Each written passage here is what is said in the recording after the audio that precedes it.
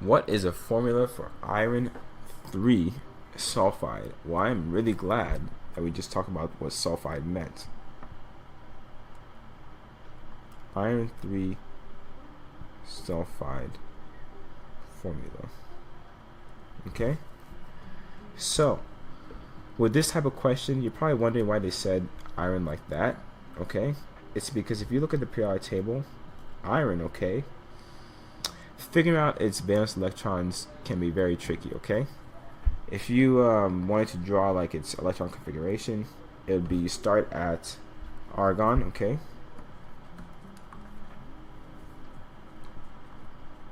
And you would have the whole 4s2 and then 3d 1 2 3 4 5 6.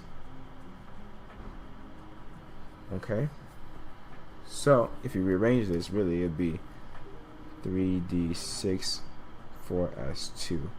Now the reason why it's tricky is because there are actually, you see, as you can see here, it can literally just drop its outer shell, the fourth row, to become Fe2+, and that is known as iron 2 ion, okay? But the D shell, right, it is actually it has, I guess, half points of stability. It feels more stable when every I guess every orientation in the subshell has one electron only in it. Right now, if you were to draw the not the electron configuration but the orbital notation, okay, Fe2+, okay, you know, starting from argon. In fact, I will start from the actual, so there'll be 4s, there'll be 3d 3d 3d 3d 3d. This is just more so to explain why we have iron 3. So we have 4s2 that's filled up, okay, and we have 3d6. As you notice, we have 1 2 3 4 5 6. That's how it works. So you have iron 2 ion, which does exist because it's able to get rid of those. Now, for an even more balanced, or I guess more stable, not, I guess, arguably, depending on what's comfortable with, why you have these two existing in nature, it will get rid of one of these electrons to where it's now 3d5. So it's really lost now in total, along with the outer shell, 3 electrons. Hence now how we got the Fe3+, the iron 3 ion, okay?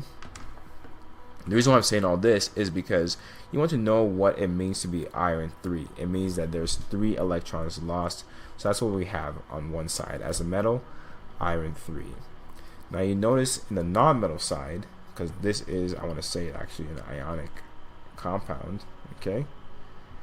In the non-metal part, we have sulfide. So it's, remember, IDE, ignore that, and you really know that it's sulfur. So it's sulfur. And if you went ahead and, you know, figure out how many valence electrons it has, that would be, you start a neon, okay, and it would be 3s2 3p4. So there's 2 electrons, I mean not 2, there's 6 electrons in total, meaning if it wants to become like kind of noble gas, it just needs to add 2 more. So typically sulfur, well, sulfide ions would be SU, I mean not SU, why did I put SU? It's just S, sorry. It'd be S2-.